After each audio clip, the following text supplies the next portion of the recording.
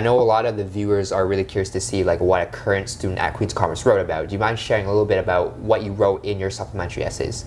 Yeah, so like I said before, I submitted mine for House Sci. So it's like none of my stories are geared towards business. And that's totally fine. Yeah, which is fine. Like you don't have to make it like, oh, I did this at DECA, or I did this at MUN, or like I did like all these different types of business stories. Yeah. You can just make it about yourself. So my first question asked, it was like, what is a challenge that you experienced and how does that shape the way you approach life? So when I was younger, I played a lot of hockey. Right. I like played all throughout elementary, high school. And hockey is more of like a white dominated sport. And that's just how it is. Like there's nothing you can say, like that's just how it is. And as a minority playing hockey, it was tough because sometimes you'd just be like racially discriminated. There'd be some prejudice for sure. And that just translates to a very negative experience I feel like throughout your entire career. That's what I felt like, at least for a little bit.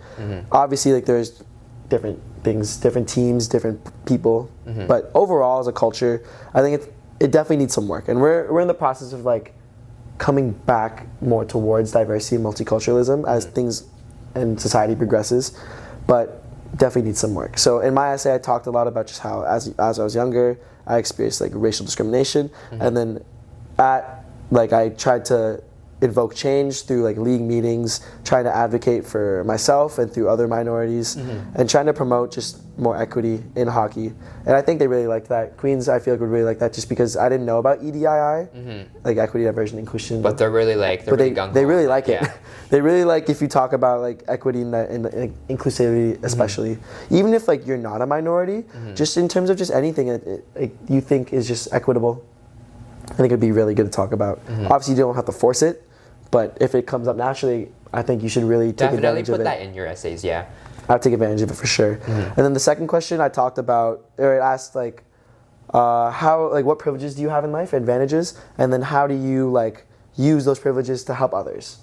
So I talked about the freedom of choice or the freedom of self-expression. Like I come from a more privileged middle upper class family, grew up in like the suburbia. It was very like, I came off pretty easy in life versus like other people, even in Queen's Commerce especially. So I talked about like how in high school I worked for a magazine that was made up of mostly BIPOC and queer individuals. We talked a lot about self-expression, that being queer minority is not a choice.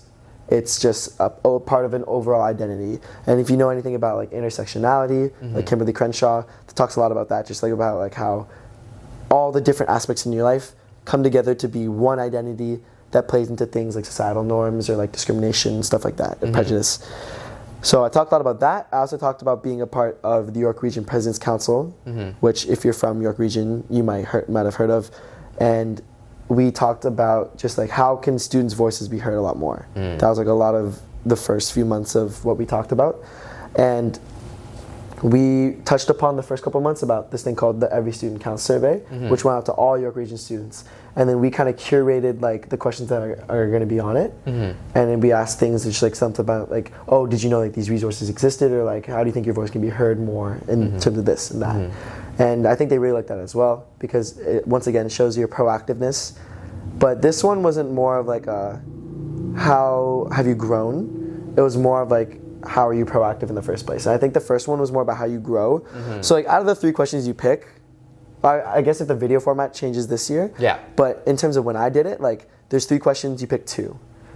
They want 1 question, I feel like, to show about how you grow as a person, like how you grew, and then the second person to show more about like just like who you are, like now. So the first one's more about the past and how it affects you in the present, and the second one's more just about the present. I feel like that's how it's a good formatting system. That's a good format. I definitely didn't use the exact same format. I definitely, like, you can have both overlap. Your essays, if there's 2 essays, you can have them overlap. Like, a lot of mine, I know for both of mine, I had how I grew as a person. Like, I talked about specifically a specific scenario and what I learned from that. But I made sure that in my writing style, that the reader got to know who I was. So you can follow Michael's like kind of guideline, how you have one essay that really focuses on how you grew as a person, and the other one kind of focuses on what were you saying? Like more about just like who you are now. Yeah, who you are now. But you can also do it like who you are and how you grew for both essays. Yeah, so for sure. Yeah. There's no hard guideline, but like I feel like people think that you just have to follow these steps, and then like that's just like the end all be all formula. But even if there is the rubric, and the rubric definitely did help a lot with kind of formulating how I was going to write it, I'd say just make it a story. And it goes for your interviews as well. Like when they like did some interview prep for me for the SMC info sesh, they were like, come up with the story, and then that story has to have a meaning back to the question. So you recite a bit of a story, it kind of progresses throughout, and then towards the back half, you bring it back to the question. And it's like, how did you grow? How did you do this? How did you do that? And then how does it relate to Queen's Commerce or Queen's House High or whatever you're applying to? You know what I mean? No, I really like how you kind of worded that, because stories, it was funny because in the last podcast guest, we literally talked about the exact same thing, how if you organize your answers in a story, not only is it more memorable for the person reading it, but because the human brain is accustomed to thinking in patterns, it craves a story. So it's gonna leave a good impression on the reader if you make it a good story, right? And it has like a good conclusion. And I know like in high school especially, like when we were all applying and doing all these essays, they talked a lot about just like unconventional answers and all this stuff, like, oh, like out of like the 2,000 characters I used, I only used 100, and I said like a haiku, for example. You don't have to do that. Like I just gave my normal, honest answers. I didn't try to be creative at all. The only thing that was creative was my storytelling. I feel like that was pretty basic as well. So you don't have to go like outside the box too much. I feel like sometimes people go outside the box too much, and it takes away from the actual meaning. Like they don't answer the question. Number one, answer the question. Answer the question, because they actually care about that a lot. I think a lot of people beat around the bush. They like go around. They say all these like fancy words, all these different creative writing, but they don't answer the question. Definitely answer the question first, and then go from there. That's like really the number one advice I could give people who are applying. So answer the question. Make sure you hit that rubric. But I would also say like stay true to who you are. Like don't try and pretend to be someone else that you're not, because it's really going to detract from. Like, because they really want to hear your voice is what Queens is really trying to see. They want to see your unique perspective on things. And trying too hard to just create like too many things at once. Like it just doesn't work. Like creating a fake story obviously could work because they don't know what your story is, but it doesn't come off as authentic. And it's not genuine. And I think like at some point they're going to be able to see like, it's like a huge 9-day difference between writing a story that you actually did and you actually care about versus a fake story. Like even if you get in on that fake story, it's not gonna. It'll show. There'll be people who are like, you'll meet different people and they do all these things that are like honest and true. And if you get into Queen's Commerce off a lie, it doesn't look as good. Like even if you're the only one who knows it, you might realize later on that like these people are actually doing proactive things. And if you're someone who didn't really do many proactive things and came to Queen's Commerce off of something that's proactive, it's just like you don't feel like welcome as much. And there's definitely like touching back on culture a little bit, and like that's university in general, but there's obviously like some imposter syndrome that comes with being in commerce. Like for example, for me, I grew up in a science background. Coming to Queen's Commerce, major imposter syndrome week 1 and 2. Like all these kids knew these things about business.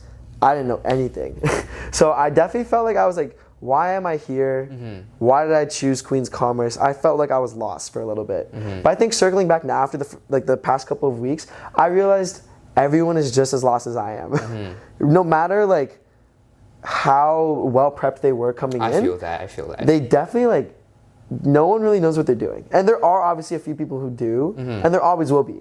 But you don't have to feel pressured to be that person who knows what they're doing. Fair. Because everyone is in the same boat. Everyone's in the same boat. They always say like, what you did in high school doesn't really matter when you come into university. Maybe for frosh hiring, sure. But as soon as frosh hiring's over, it matters what you do when you do it now. So from now till March, what can you do to stand out? And like, what can you do to show yourself as someone who really cares about what they're going to apply to? Man, Michael, you were such an amazing guest. I want to thank you once again. Like, thanks for coming on the podcast. I'm sure the viewers like really appreciated hearing your point of view. But thanks for coming on the podcast. That wraps it up for today's podcast, guys. If you enjoyed the video, give a thumbs up. Make sure to hit the subscribe button for more commerce content, more commerce podcasts. And until next time, peace.